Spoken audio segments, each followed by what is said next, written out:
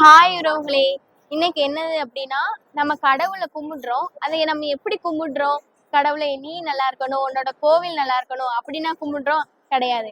நான் நல்லா இருக்கணும், என் குடும்பம் நல்லா இருக்கணும், என்னோட தலைமுறை நல்லா இருக்கணும் தான் கும்பிடுறோம். அப்படி கடவுளை கும்பிடவே கூடாது. எப்படி மனுஷனுக்கு தூக்கமும் பசியும் இதெல்லாம் எப்படி தானா வருதோ அதே மாதிரி கடவுளை நேசிக்கிறது தானாவே வரணும். ஆனா இங்க இருக்கவங்களை பொறுத்த வரைக்கும் நாங்கெல்லாம் கடவுளை நேசிச்சுதான் கும்பிடுறோம். ஆனா நீங்க அப்படி கும்பிடுறீங்களான்றது எங்களுக்கு தெரியாது. நேசிச்சு அம்மாவை புரிஞ்சுக்கிட்டு அம்மா சொல்றதை பத்தி கேட்கிறோம். இந்த கோயிலுக்கு வர்றவங்க 100% வர்றவங்களுக்கு 97% நடக்கும். மீதி 3% நடக்காது. ஏன்னா 97% மக்கள் அம்மா குருஜி என்ன சொல்றாங்களோ அவங்க சொல்றது படி கேட்டு எப்படி நடக்க சொல்றாங்க, எப்படி ஆரோக்கியமா இருக்க சொல்றாங்கன்னு அதை கேட்டு வழிபடுறாங்க. அதனால அவங்களுக்கு 100% எல்லாமே நடக்குது. மீதி 3% ஏதோ தானோ வந்தேன் அவரைக்காவா ஆனேன் அந்த மாதிரி கதை தான். அதனால அவங்களுக்கு நடக்க நடக்குது. நம்மளும் குருஜி என்ன சொல்றாங்களோ அதைப்படி கேட்போம். நல்லபடியா வாழ்க்கையில முன்னேறுவோம். வாங்க இன்னைக்கு அம்மா கையால செஞ்ச அன்னதானம் என்னன்னு பார்க்கலாம் பக்தர்களுக்காண்டி. இது சிங்கம் பிராண்டு. பாருங்க, பார்க்கவே நல்லா இருக்கு. அப்படியே எனக்குலாம் வாயில எடுத்து போட்டுடலாமான்றக்க அவ்வளவு சுவையான சிங்கம் பிராண்ட்ல செஞ்ச சாதம். இது தேங்காய் எண்ணெய் ஊத்தி நல்லா வச்சு சுவையான சாம்பார், தக்காளி, கத்திரிக்காய், உருளைக்கிழங்கு, முருங்கைக்காய் அப்படின்னு போட்ட சுவையான சாம்பார் வச்சிருக்கிறாங்க.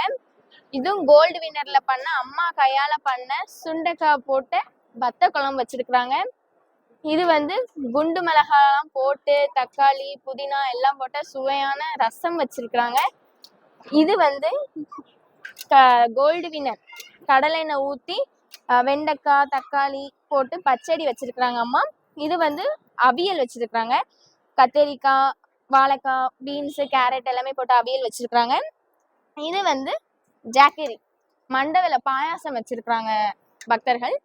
இது மாங்காய் ஊறுகாய் வச்சிருக்கிறாங்க. கமெண்ட்ல ராதா முரளி மேம் தான் எப்பவுமே மோட்டிவேட்டான கமெண்ட் அனுப்புறாங்க. நீங்க நல்லா அன்னதானம் வைக்கிறீங்க அப்படின்னு நல்லபடியா கமெண்ட் அனுப்புறாங்க. மீதி இருக்கவங்களும் நல்லபடியா கமெண்ட் அனுப்புங்க, எல்லாமே பண்ணுங்க. எங்களோட சேனலுக்கும் கொஞ்சம் சப்போர்ட் பண்ணுங்க, சப்ஸ்கிரைப் பண்ணுங்க, லைக் பண்ணுங்க, ஷேர் பண்ணுங்க அப்படின்னு சொல்லிட்டே போலாம். நல்லபடியா பண்ணுங்க. ஒருத்தங்க கமெண்ட்ல கேட்டிருக்கீங்க, அம்மா அங்க சாப்பாடு பசங்களுக்கு சாப்பாடு வைக்கும்போது சிரிச்சுட்டே வைங்க அப்படின்னு கேட்டிருக்கீங்க. நீங்க சொல்றதுக்காண்டி எல்லாத்தையும் அம்மா நீனு பழைய இஷ்டம் அம்மா சாப்பாடு வைக்க முடியும்? யாரு ஒழுக்கமா இருக்காங்களோ அவங்க கிட்டதான் வைக்க முடியும். நீங்க சொல்ற மாதிரி நாங்க எல்லாத்தையும் வைக்க முடியாது. இப்ப இங்க அன்னதானம் வைக்கிறாங்க அப்படின்னா இவங்க கிட்ட நாங்க சிரிச்சுதான் ஆகணும். ஏன்னா இது பப்ளிக், நாங்க அப்படிதான் வைக்கணும். ஆனா அது அப்படி கிடையாது. இங்க தங்கி இருந்து அம்மாவுக்கு தொண்டு செய்றவங்க, அவங்க வேலை பாக்குறாங்க பார்க்கலாம். அது ரெண்டாவது விஷயம். ஒழுக்கமா இருக்கணும், கெட்ட படம் பார்க்க கூடாது, நல்லபடியா இருக்கணும், சிகரெட் அந்த மாதிரி எதுவுமே குடிக்காம இருக்கணும். அப்படி இருக்கிறவங்க கிட்டதான் அம்மாவோட பிள்ளையா ஆக முடியும். அம்மாவும் நல்லபடியா பேசுவாங்க. அதுக்காண்டி நம்ம என்ன தப்பு பண்ணாலும் பண்ணிட்டு அம்மா என்கிட்ட நல்லா பேசணும் அப்படின்னா என்ன பண்ண முடியும்? பல்ல அடிச்சு காமிச்சா அவங்க என்ன நினைப்பாங்க? அப்புறம் நாம இவ்வளவு தப்பு பண்றோம் அம்மாவுக்கு தெரியலன்னு நினைப்பாங்க. அதே இது இங்கெல்லாம் ரொம்ப ஸ்ட்ரிக்ட். சக்தியம்மா பத்தி அவங்களுக்கு தெரியாது. அவங்க ஜாலியான கேரக்டர் கிடையாது. ஒரு இடத்துல தப்பு நடக்குன்னா தப்புன்னு டைரக்டா சொல்லிடுவாங்க. அதே மாதிரி ஒரு இடத்துல ஒருத்தவங்க நல்லா பண்றாங்கன்னா அவங்களுக்காண்டி பாராட்டவும் செய்வாங்க. அம்மாவோட கேரக்டரே இதான். இங்க ரொம்பவே ஸ்ட்ரிக்ட். அதே மாதிரி நிறைய பேர் கமெண்ட்லயும் நல்ல நல்ல கமெண்ட் அனுப்புங்க. எங்க சேனலுக்கும் சப்போர்ட் பண்ணுங்க. இந்த மாதிரி ஆரோக்கியமான சாப்பாடும் சாப்பிடுங்க. கடவுளை நேசிங்க. எந்த மதமா இருந்தாலுமே நேசிச்சு நம்ம கடவுளை கும்பிடணும். கோவில் போயிட்டு நம்மளுக்கு என்ன தேவையோ அதை மட்டும் கேட்காதீங்க. உன்னோட கோவில் நல்லா வளரணும், கடவுளே நீங்க நல்லா இருக்கணும், உங்களை பார்க்க 1000 கோடி மக்கள் வரணும் அப்படின்னு வேண்டுங்க.